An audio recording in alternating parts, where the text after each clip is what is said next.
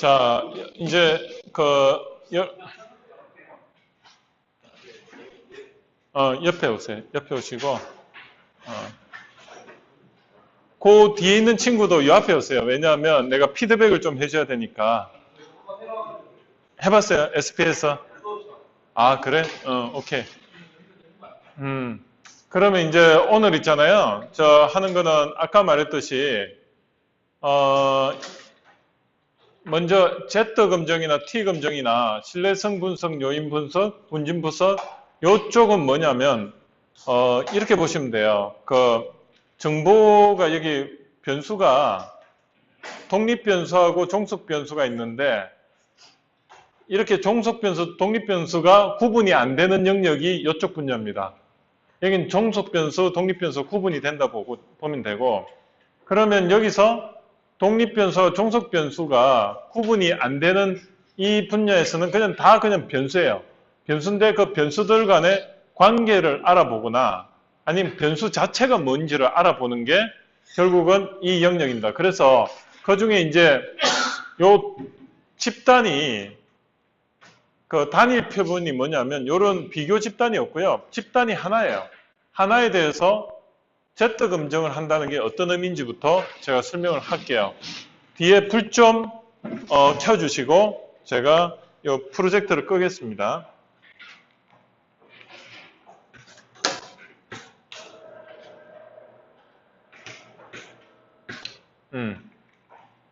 자, 우리가 일반적으로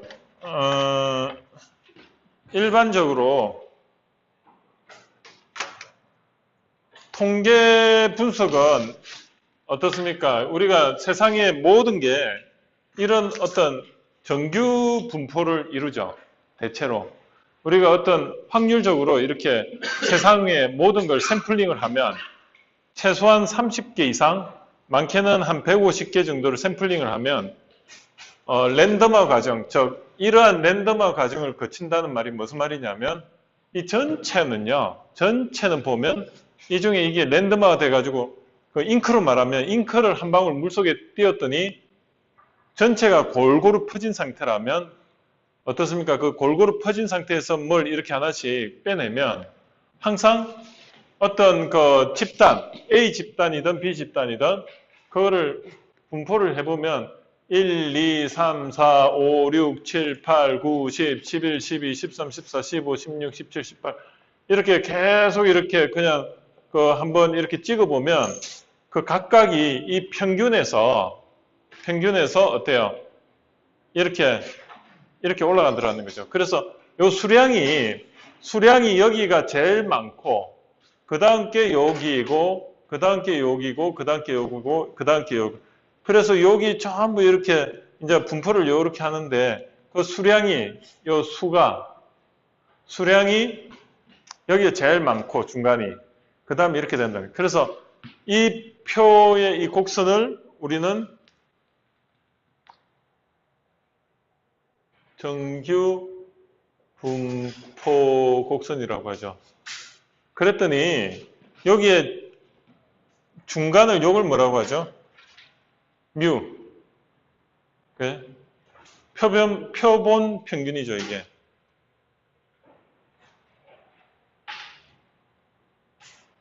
그리고 여기 시그마가 뭐죠?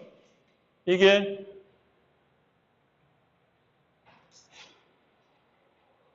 표준 편차라고 하죠. 이해가 되십니까? 그리고 시그마의 제곱을 뭐라고 하죠? 분산이라고 하죠. 그러면 이 표준 편차는 어떻게 나올까? 표준 편차는. 자, 한번 볼게요. 여기서 한 개에다가 한 개를 찍었어. 그럼 요 두 개 사이에는 평균이 어떻게 될까? 두 개가 있을 때 요만큼의 편차가 생기죠. 그죠? 이해가 되시죠? 그러면 한번 볼까? 요거 두 개의 숫자가 어떻게 되죠? x1 플러스 x2에다가 두 개에다가 하나를 빼야 되잖아요. 그죠? 요 두 개가 n이죠. 그죠? 맞습니까? 맞습니까? 그러면 요거 두 사이의 관계는 어떻게 되죠? 여기 x2고 이게 x1이면 x2에다가 x1을 뺀 거에 이렇게 되잖아. 그런데 하나는 그래. 그런데 이게 내가 만약에 요걸 기준으로 봐서 여기서 요까지 거리가 이게 편차예요. 편차를 구하는 게 x2-x1으로 해가지고 여기 n-1 이런 어떤 일반화된 공식이 나오는데 문제는 이게 여러 개가 있을 때 어떻게 하죠? 여러 개가 있을 때는 이렇게 해요. x의 n승에다 마이너스 어떻게 되죠? 어떻게 되죠? 요 편차 있지 않습니까? 요 편차. 편차에다가 제곱. 왜 제곱을 하는지 아시죠? 요거 이 절대값의 제곱. 그죠? 그리고 요거는 n-1에다가 여기다가 루트를 이렇게 쓰죠. 이해가 되십니까? 그래서 요거는 결국은 n-1이 되려는 걸 이야기하는 게 두 개 사이에는 편차가 하나가 나오니까 그죠? 전체가 만약에 10개라면 10개 사이에는 편차가 9개 나오잖아요.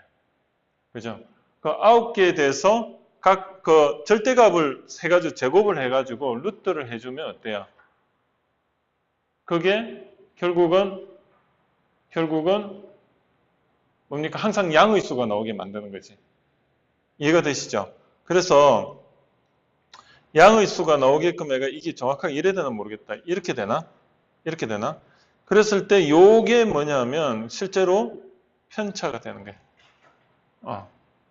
그래서 여러분들한테 이게 평균이 되는 거지. 평균. 자, 여러분들 한번 볼게요.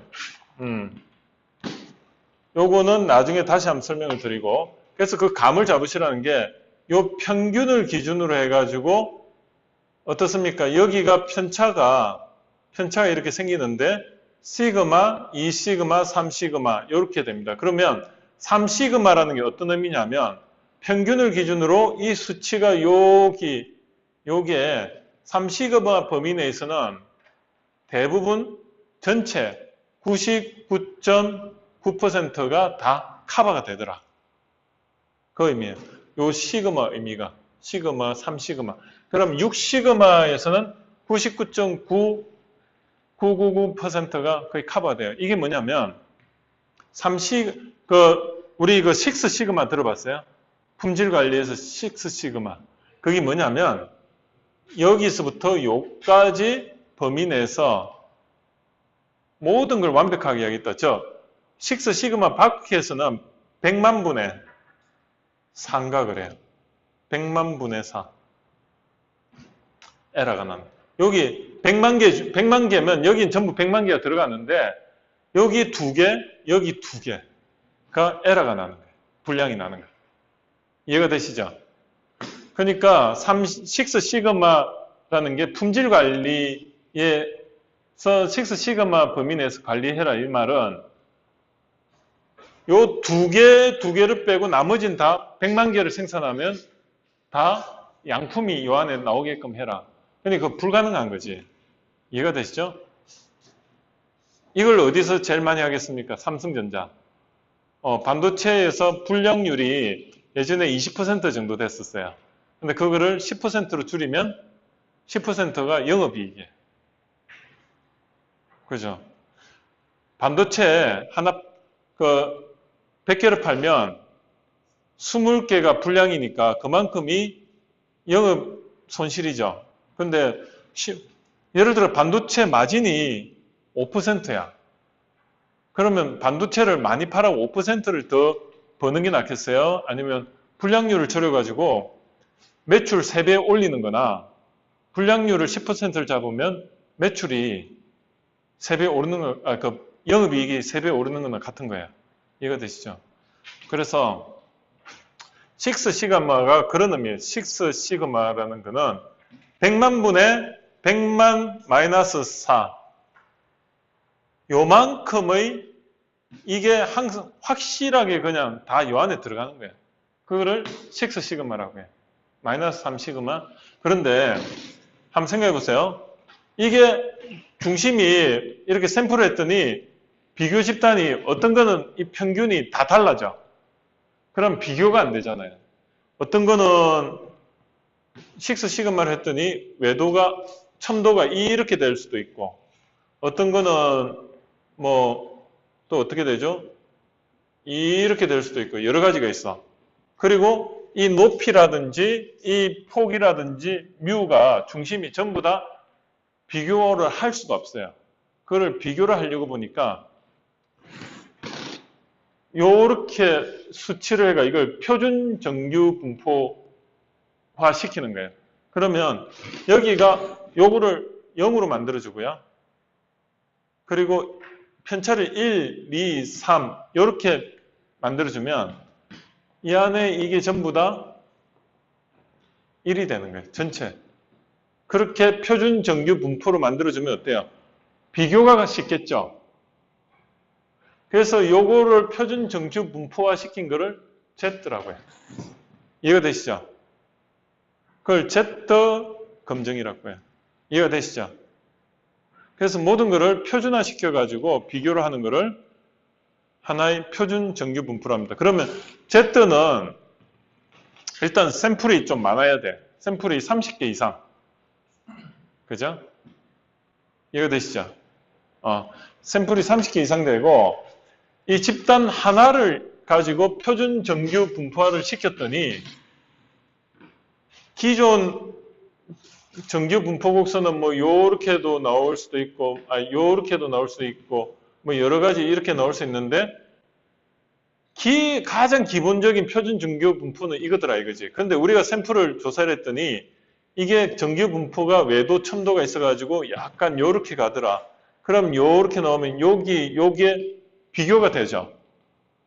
그러니까 표준 정규 분포로 만들면 어때요?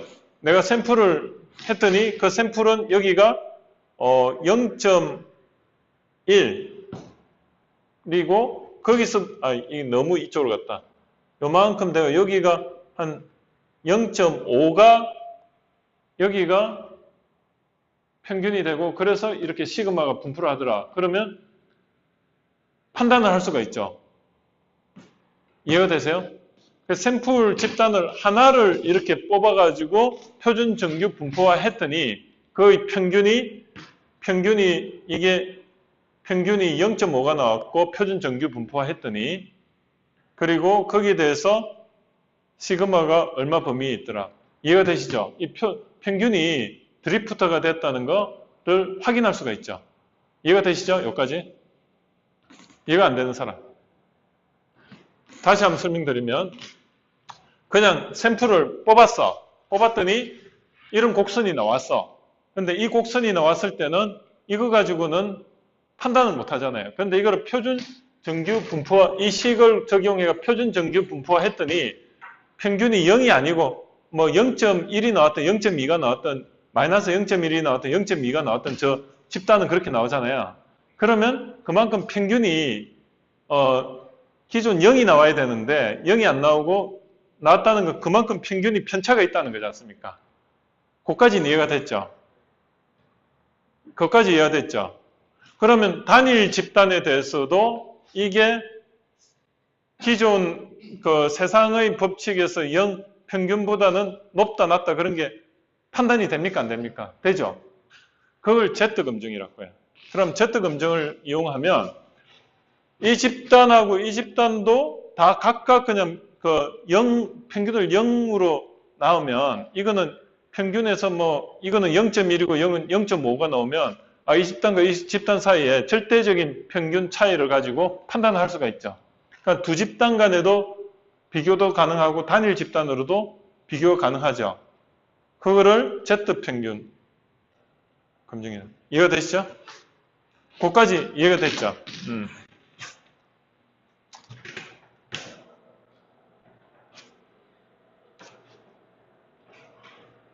이렇게 쉽게 이야기를 드려도 이해가 안 되면 제가 더 이상 이야기를 드릴 수 있는 게 별로 없겠죠. 맞습니까? 이보다 더 쉬울 수 있어요?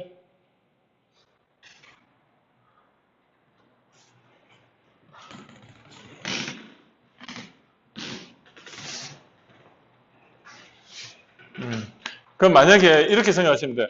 내가 이렇게 설명했는데 이게 이해가 안 된다. 그러면 전공을 이쪽 말고 다른 쪽으로 생각해 보시는 게 나을 수도 있어요. 그죠? 안 그렇습니까? 내가 잘할 수 있는 대로 가야 돼. 근데 내가 잘 이해가 안 되는데 계속 하는 것도 문제가 있어요. 그런데 제 생각에는 제가 20대 때는 이런 게 이해가 안 됐었어요. 왜? 스승을 못 만나가. 그죠? 누군가가 이거를 자기과 시켜 설명을 잘 해주면 저도 아주 그때부터 날아다녔을 텐데 그런 스승을 못 만났던 것 같아요. 불 좀 꺼주세요. 앞쪽 불 좀 꺼주세요. 자, 앞에만. 예. 자, 볼게요. 단일 표본 집단의 평균 검정을 할 때 Z를 쓴다는 것도 가능하고 이해가 되시죠? 집단이 하나가 있어. 근데 이게 정상인지 아닌지를 판단을 하고 싶어. 그러면 표준 정규 분포로 변환을 시켰더니 중심이 뭐 0이 나와야 되는데 조금 뭐 0.1이 나왔거나 1이 나왔다 이러면은 1이 나왔다 많이 중심이 이동했다고 판단할 수 있잖아. 그럼 이게 정상적인 집단이 아니라고 판단할 수도 있잖아요. 그지? 자체 평가를 할 때 그렇게 하고 그 다음에 두 번째가 T검정이라고 있어요. T검정은 샘플이 30개 이상은 돼야지 Z검정이 가능한데 샘플이 한 10개도 안 돼. 그때는 T검정이라는 기법을 쓰는 거예요. 그거는 좀 이따 설명할게요. 그리고 두 집단 간에도 T검정을 쓰면 돼요. 그런 게 있고 그 다음에 신뢰성을 검증할 때는 또 신뢰성 검증 방법을 쓰면 돼요. 그것도 뒤에 설명할게요. 그러면 그때 신뢰성 검증을 할 땐 크롬바 알파라는 개수가 이 신뢰성을 나타내 줍니다. 그리고 우리가 신뢰성에 대해서 저번에 타당성하고 신뢰성 이야기했죠. 신뢰성은 이유를 몰라. 예를 들어 총을 쏘았는데 총이 막 산만하게 되는 것도 있고 한 곳에 0점으로 이렇게 모으는 경우도 있어. 그래서 똑같이 총을 쏘도 어떤 총은 산만하게 막 흩어져 가지고 이렇게 맞히는 것도 있고 어떤 거는 산만하지 않고 이렇게 목표에는 조준은 했는데 그 조준점에서 멀리 있지만은 한 곳에 수렴하잖아요. 그럼 어떻게 하죠? 그 총만 그대로 이렇게 움직이면은 거기 한 곳에 계속 맞힐 가능성이 있는데 처음부터 산만하게 이렇게 나간 총은 아무리 그 목표에 가깝더라도 막 이만큼 되죠. 야구 선수로 말하면 어떤 야구 선수가 좋습니까? 신뢰성이 높은 사람이 좋을까요? 타당성이 높은 사람이 좋을까요? 신뢰성이 높으면 그 사람은 항상 이렇게 쏘았을 때 중심은 안 가더라도 항상 저기 꽂히면은 약간만 자세를 이렇게 해가 그 다음부터는 쏘면 이쪽으로 가서 맞잖아요. 계속. 그런데 처음부터 이렇게 샜는데 그 중심은 맞는데 넓게 스트라이크 존이 형성된 사람은 좋은 야구 선수가 아니죠. 그래서 스트라이크 존이 작게 형성됐다는 건 스트라이크에 안 맞더라도 어디 한 방향에 계속 수렴을 하는 야구 선수가 발전 가능성이 높겠죠. 유현진이가 이렇게 던졌을 때 거기 항상 그곳에 스트라이크 존 안에서 놀아야 되는데 얘가 갑자기 한 번씩 이렇게 박찬호 같이 던지면은 이쪽으로 날아가 버려. 박찬호가 왜? 옛날에 보면 박찬호 한 번씩 막 폭투하잖아, 그지? 근데 유현진은 어때요? 항상 그대로 거기가 꽂히잖아요. 그 차이가 엄청 큰 거예요. 야구선수의 생명은 신뢰성이에요. 근데 그 신뢰성은 비체계적 오차라고 해요. 타당성은 체계적 오차예요. 그래서 그러면 이렇게 그 샘플을 이렇게 뽑아내 가지고 그 이제 테스트를 하는데 이 자료가, 샘플이 신뢰성이 있느냐, 그거를 알아보려면 어떻게 하냐면, 질문을 설베이 조사를 하면, 설베이를 할 때 이렇게 합니다. 당신은 이 제품을 좋아합니까? 하면은 예 나왔잖아요. 그리고 나서 한참 후에 설문지 한 20번째 답에 당신은 이 제품을 좋아하지 않습니까? 역으로 물어봐요.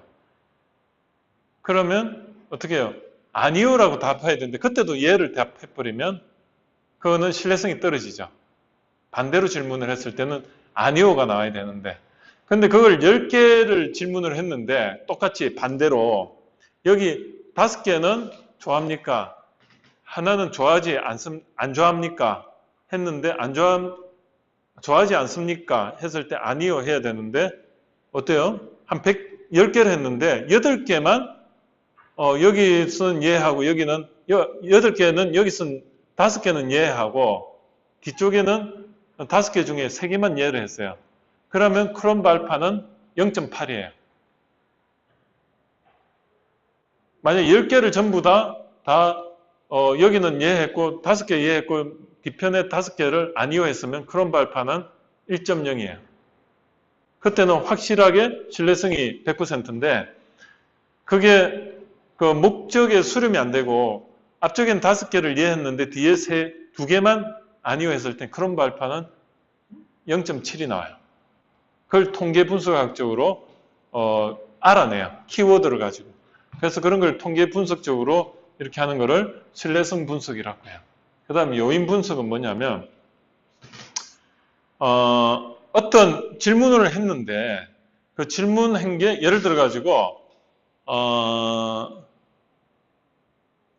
그 광고 예를 들어 가지고 광고 지출액이 매출에 미치는 영향 이런 걸 했는데 광고 지출액을 다르게 물어보는 거예요.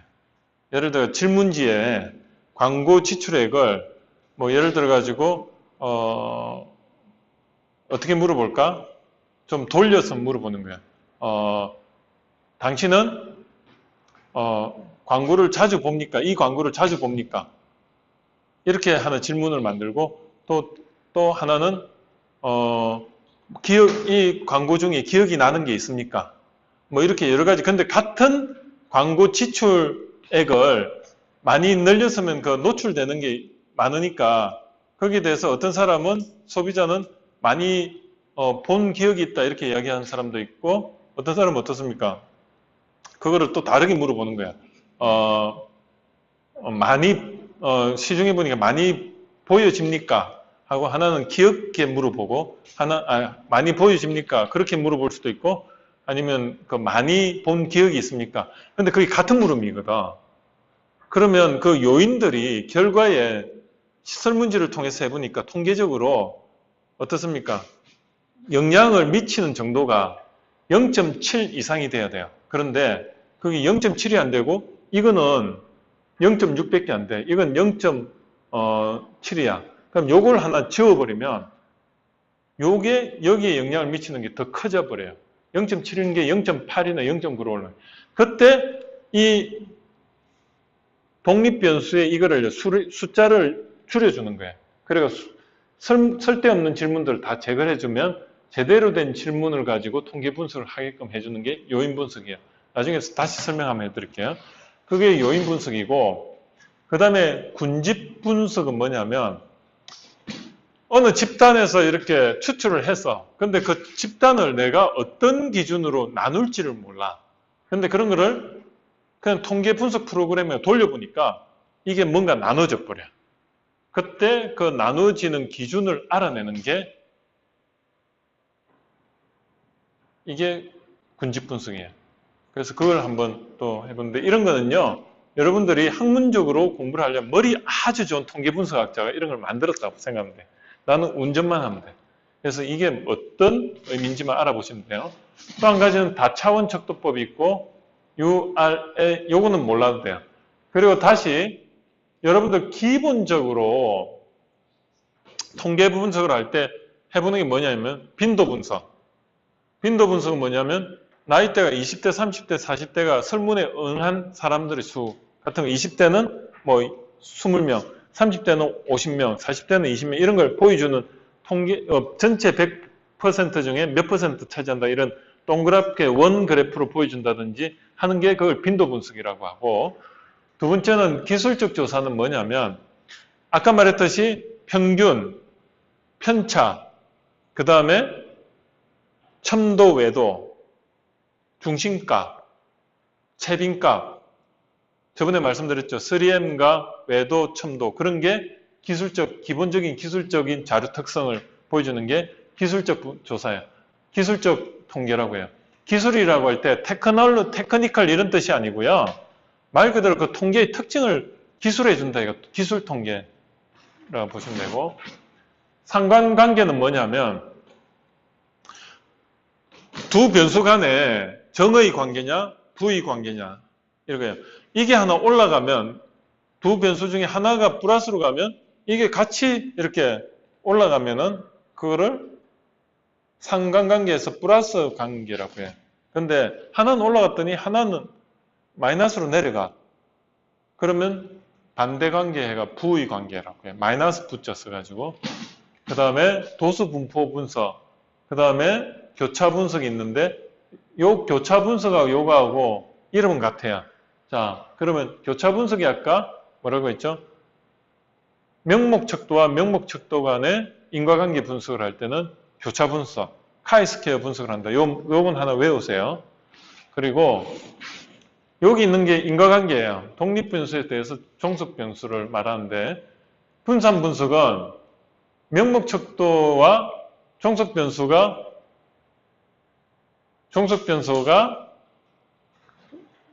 비율 척도와의 관계. 거기서 이 분산 분석이 이런 거예요. 독립변수가 하나일 때는 어때요? 독립변수가 적용이 된 거, 안 된 거. 그러면 두 개의 집단이 분류가 되잖아요. 그 두 개의 집단에 대해서 차이점을 알아내는 게, 그 인과관계를 알아내는 게 이게 뭡니까? 이게 이제 이런 분산 분석이고, 그런 집단을 나누는 기준이 두 개 이상이 조합이 되는 거야. 예를 들어 가지고 A라는 조건이 있을 때, B라는 조건이 없을 때, 그때 그 집단이 하나 만들어지고, A와 B가 어떻습니까? A라는 조건은 없고 B라는 조건만 있을 때 그 집단. 그리고 A와 B가 동시에 있는 집단. A와 B의 조건, 독립변수가 두 개가 동시에 적용이 됐을 때 그 집단. 그때 그거에 대한 어떻습니까? 종속변수가 몇 가지가 나오잖아요. 그죠? 집단, 이 독립변수와 종속변수와의 관계에서 어떻습니까? 그 독립변수가, 경우의 수가 두 가지 독립변수가 있는 거예요. 그 독립변수에 의해서 만들어지는 뭡니까? 그걸 아예 적용을 안 했을 때 그 기준 집단이 있을 거고, 그리고 두 개 중에 하나만 적용이 됐을 때 집단이 있을 거고, 하나가 요거가 적용이 되고 요건 적용이 안 됐을 때 집단이 있을 거고, 둘 다 동시에 집단이 있을 때 어떻습니까? 기준 집단은 하나인데 나머지 실험 집단이 세 가지가 나오죠. 그리고 그래서 종속변수가 나오죠. 그때 그 두 가지 조건에 대해서 이게 독립변수잖아요. 그 독립변수에 대해서 종속변수와의 관계를 알아보는 게 다원 분산 분석이라고 해요. 많은 원인에 의해서, 이게 독립변수거든요. 독립변수가 두 개 이상에 의해서 나눠지는 결과가 종속적으로 다원, 독립변수 두 개 이상에 의해서 어떻습니까? 그 실험 집단이 여러 개가 나오잖아요. 그거와 그 다음에 거기에 대해서 결과의 종속 변수와의 관계를 알아내는 게 그게 다원 분산 분석이라고 해요. 그리고 이제 판별 분석이 있는데 이게 마케팅적으로 굉장히 중요합니다. 이게 요인 분석하고 군집 분석, 판별 분석 요 세 가지가 마케팅 분석하는데 STP, 세그멘테이션 타겟팅 포지셔닝 할 때 서는 메인 그 분석 기법입니다. 그래서 판별 분석은 여기서는 그냥 단순히 그 집단의 그 변수에 대해서 이걸 변수를 줄여주는 거고, 이 군집 분수는 그런 군집을 나눠주는 변수를 알아내는 거라면, 이거는 그 변수를 알아내면서 거기에서의 그 인과관계를 알려줘요. 그래서 여기는 예를 들어가지고 변수를 나눈 건 비계량이고, 그걸 나눠주는 기준이 계량인데, 그거까지도 찾아주는 아주 그 판별 분석 기법이에요. 그래서 이 세 가지가 마케팅에서 중요하다. 그 다음에 로지스틱 분석 있고요. 그 다음에 회귀 분석인데, 회귀 분석은 이 교차 분석과 반대입니다. 비계량의 인과관계라면 요거는 계량과 계량과의 인과관계. 예를 들어 매출에 영향을 미치는 요인을 찾아보면 뭡니까? 광고비 같은 거는 숫자로 돈으로 나오잖아요. 돈을 많이 투입했더니 거기에 대해서 어떤 매출액도 늘어나더라. 그 인과관계를 선형적으로 찾아볼 수도 있고 비선형적으로 찾아볼 수도 있는데, 이런 거를 프로그램적으로 지가 알아서 찾아줘요. 이거를 R 스퀘어라는 그런 인자에 의해서 이걸 찾아요. 그래서 회귀 분석을 하면 R 스퀘어라고 생각하시면 돼요.